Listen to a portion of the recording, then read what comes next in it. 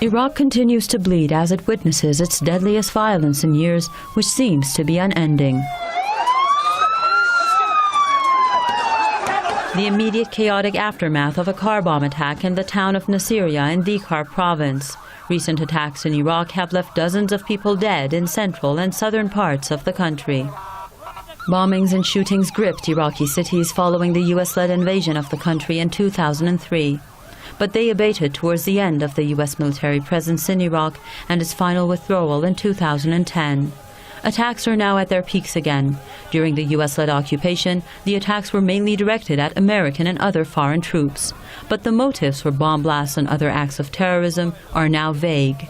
Officials have repeatedly blamed the violence ravaging the country on a regional state, Saudi Arabia.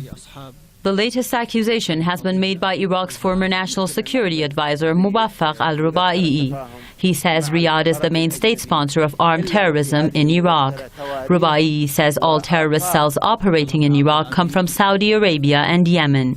He points his finger at the notorious Saudi intelligence chief Bandar bin Sultan.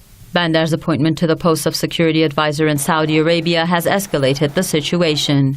Rubaii also said more than 1,000 tribal chiefs have recently rejected the Saudi King Abdullah's invitation to a meeting in Riyadh, calling it interference in Iraq's internal affairs. But how does violence serve the Saudi monarchy's interests in the region? Some analysts believe that Riyadh hopes to weaken Iraq and prevent the Baghdad government from playing any role in the region. Baghdad is potentially capable of playing a leading regional role given its vast oil reserves and its strategic position. Observers also say the aim is to ignite an all-out sectarian strife in Iraq by pitting followers of different religions against each other.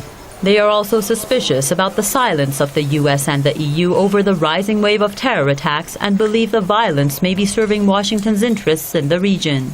Meanwhile, an Iraqi militant group known as Hezbollah Brigades has claimed in a photo report that CIA operatives are involved in the killings of Iraqis and support al-Qaeda elements in Iraq. The group has also revealed the names of some of the CIA officers.